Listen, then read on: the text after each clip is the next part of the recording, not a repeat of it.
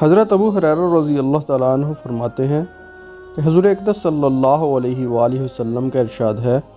کہ قیامت کے دن ایک آواز دینے والا آواز دے گا کہ عقل مند لوگ کہاں ہیں؟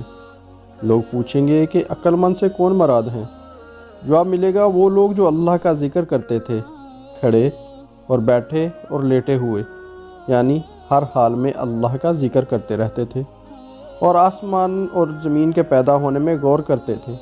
اور کہتے تھے کہ یا اللہ، آپ نے یہ سب بے فائدہ تو پیدا کیا ہی نہیں،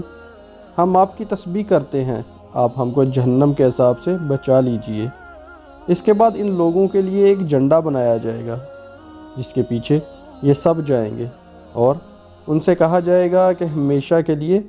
جنت میں داخل ہو جاؤ۔